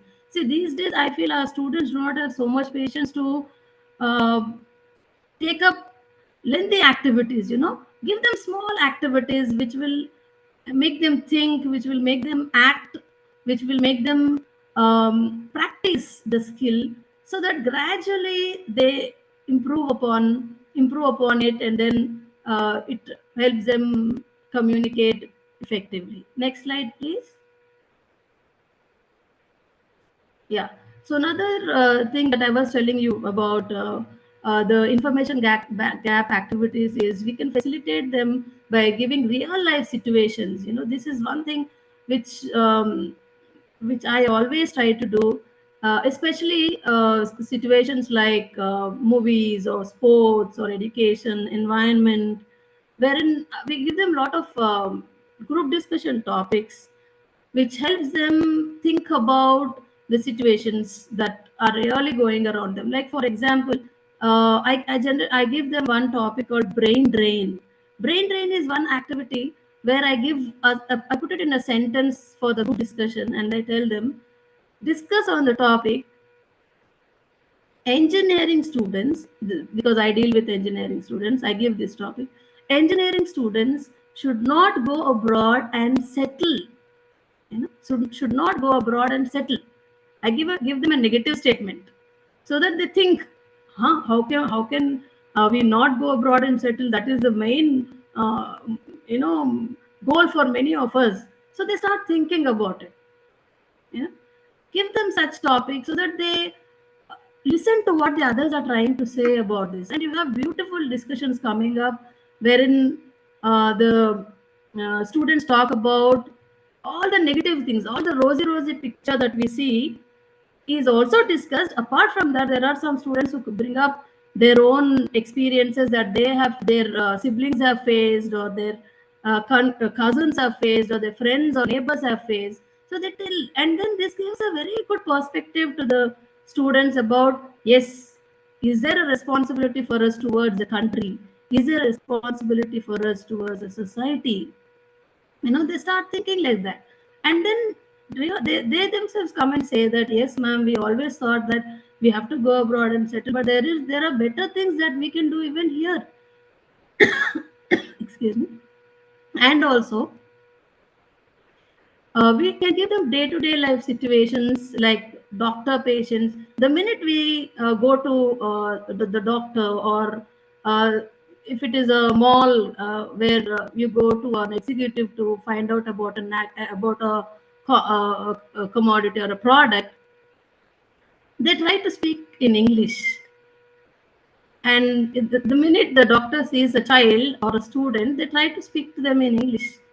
And that is the best situation, I feel, where we can make our students practice it, so that when they go into the real life situations, they try to use these phrases, they try to use these sentence structures, in the that they have used in the role play, because they get time to prepare, they get time to think, they get time to practice it, and they get time to make corrections wherever required. And ultimately, when they go out and get into such kind of situations, they try to communicate confidently.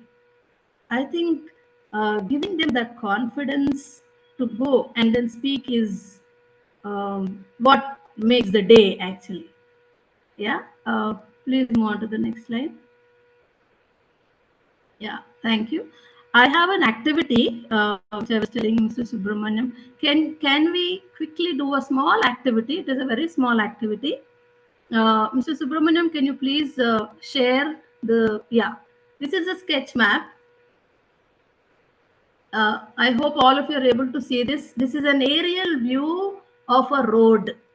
Okay, this is an aerial view of a road. It's like you can see those small tiny things are the cars, and then you have the buildings to the other sides of the road.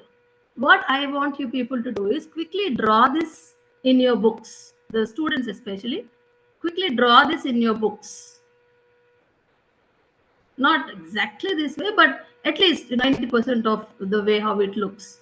Can you quickly draw it in your books?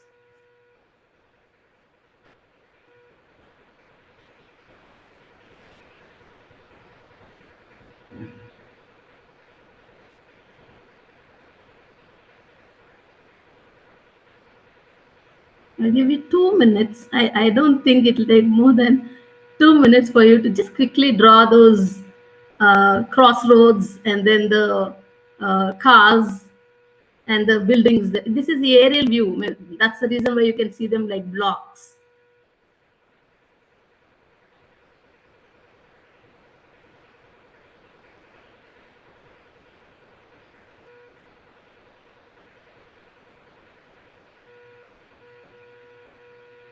Just put the heading as sketch map.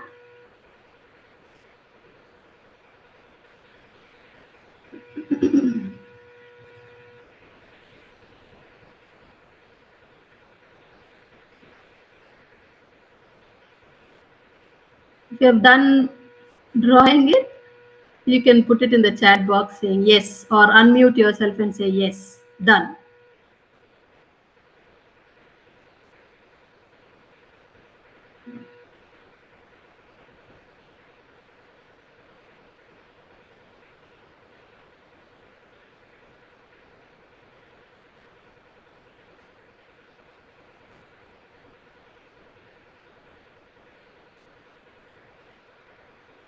Yeah, thank you, Zaheda ma'am. So I am going to now read a text to you all, which is related to this particular sketch map. I am going to read a text to you all.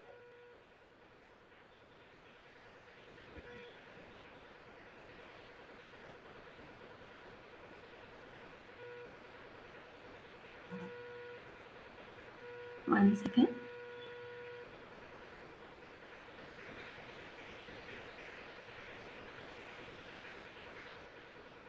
Yeah, this is a rough map. Please pay attention. This is a rough map of where the accident happened. This is a rough map where the accident happened. There's the main road going across the cars parked on both the sides. And that's called the Queen Street. You can name that street as Queen Street, Queen Street. And then you have these smaller roads this side, right?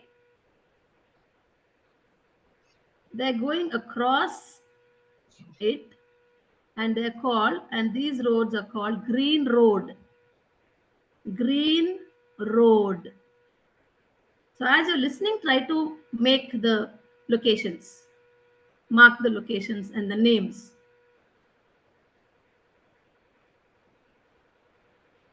Now,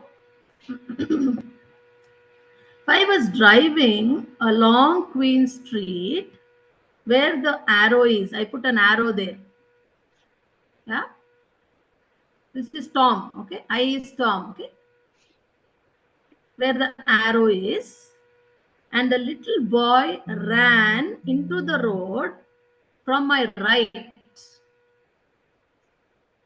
From my right. From between the two buildings on the right. Two buildings on the right. The little boy ran onto the road. The building on the corner is the Star Cinema. The building on the corner is the Star Cinema. You can just write star or mark star there. And the one next to it is a post office. And the one next to it is a post office. Write PO, post office, there on that building. Okay. Then the boy ran from between these two buildings into the road. So you can put an arrow from in between these two buildings into the road. You can put an arrow.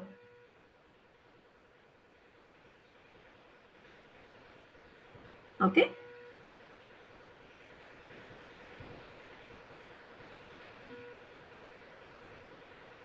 And when he ran out, I turned away from him and hit one of the parked cars.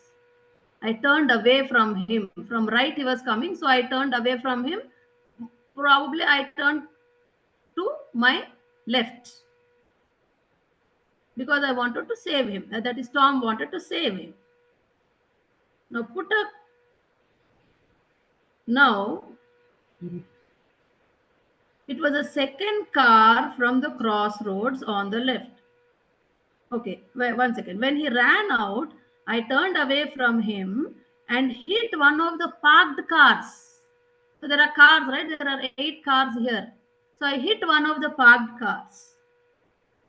It was a second car back from him. Second car from the crossroads. Second car from the crossroads on the left. So put a cross on this car, the second car from back. It was parked right outside the police station. It was parked right outside the police station. A policeman heard the bang. The policeman heard the bang and came out at once. He came out at once. So you can put here this building to be the police station towards the left. You'd better write police on the police station there on the corner. And that's all we need. If you have to talk about the situation, what actually had happened, or the how did the accident happen. So could you all get the instructions? Were you all able to do it? Yes, ma'am. Thank you so much. Thank you. Thank you. And that is about my topic, by integrating speaking and listening skills. Thank you so much. I'm open for questions.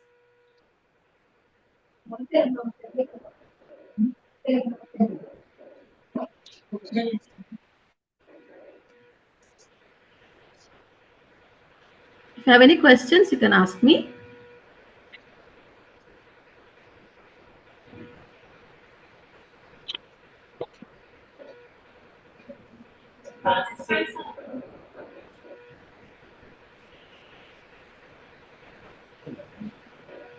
The participant requested to ask if any questions are there. Or you can type in the chat box.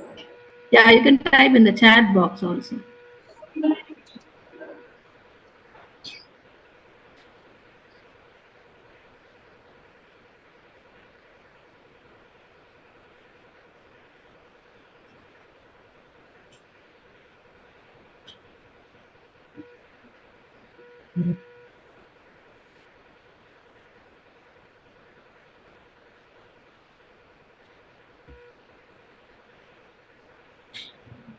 Yes, ma'am. It seems it is so clear for all the participants. And now, I request Dr. A. Rajahmundry, lecturer in English, come up with the sum up of the talk. Thank you, madam.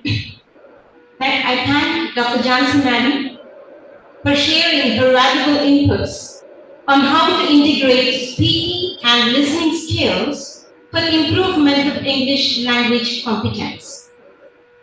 Beginning with the introduction of the topic, Madam took us through the speaking strategies that we can deploy in our classroom to make our English teaching fruitful. Of course, it is an unarguable fact that English language teaching is fruitful only when the learner speaks and comprehends what is being spoken.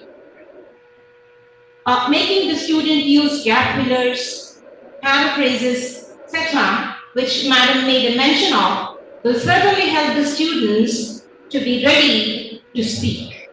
So this is the problem we often confront in rural scenario. Thank you, Madam, for suggesting the strategies. And then moving on to the next part of her lecture, she made us ponder over through listening and its strategies. Prediction, activating topic vocabulary, intonation, grammar, extraction, all this which can be dealt with by integrating them with the text. And she also detailed us as to how they can be used to the optimum in an English classroom. And she also suggested active listening strategies to propel charismatic conversations centered around real life situations. Those are very important for making the students ready and involving them to be active listeners throughout the class, and thus making them effective listeners. Thank you, Madam, for sharing your valuable time, and I thank the Department of English for giving me this opportunity. Thank you. Thank you so much, Rajahmundry, madam. And thank you once again, Johnson. Thank you. Thank you, ma'am. And now it's time to propose vote of thanks. So I, Sri Lakshmi Mokhleri, the Chair of Organizing Secretary of this international webinar, would like to propose my vote of thanks. And firstly, thank the Almighty for showering upon His blessings for the successful conduct of this webinar. Now I humbly thank our Chief Patron, the Commissioner of Collegiate Education, Sri Mola Bhaskar IAS, for his staunch support to conducting such programs which befits and benefits the students and the teachers as a whole. Next, my sincere thanks goes to our driver, the RJD Zone 2, Dr. C.H. Krishna sir, for his constant support and blessings. My heartfelt gratitude goes to our dynamic visionary principal for extending his continuous support for initiating and organizing this program. My profound thanks goes to the resource persons, Dr. Amita Madam and also Dr. Jansi Madam, for their insightful thoughts on the topic. And now, I would like to thank our head of the department, P. Sridhar Sastry sir, for his encouragement and efforts in making this webinar a success. I also thank my colleagues, Dr. B. Bhavani Madam, for her wonderful coordination in arranging the resource persons. And my delightful thanks goes to all the members of the Department of English for fulfilling their roles by putting in great efforts. My humble thanks to all the other teaching and non-teaching staff of the college for extending their respective support. My immense gratitude goes to Mr. P. Subramanian for his wonderful technical support and making this program live both on Zoom and YouTube platforms. And my thanks also extends to Praveen sir for his wonderful technical support at college level. And my profound thanks to all the students and the research scholars and the lecturers who are presently watching live on Zoom and YouTube platforms, because without whose participation, this webinar would not have been a success. And thank you all once again on behalf of the principal and the Department of English of this prestigious Government Degree College Autonomous Rajahmundry for making this program a success. And here is a small note for you. All the registered participants can generate the online certificates from tomorrow. Not from today, it is from tomorrow. If you have registered, you can generate the certificates. So now we shall end the meeting with the national anthem.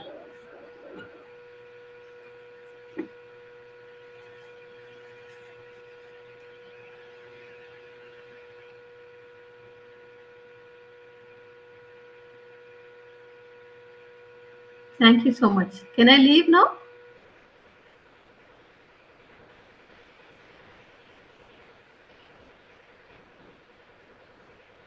Sure, ma'am. After the national anthem. Okay.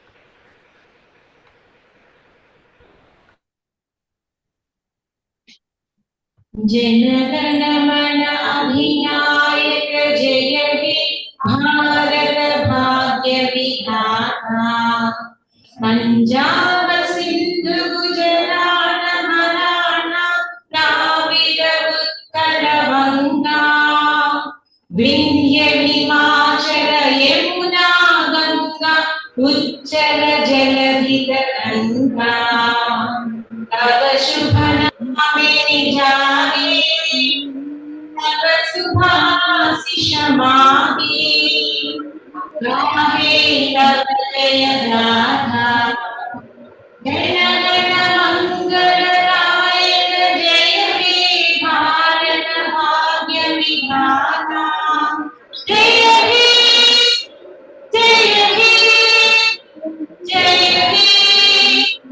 जय हे जय जय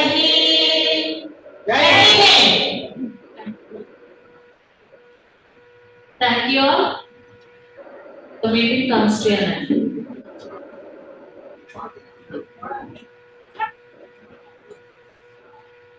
Thank you so much, sir. Thank you so much.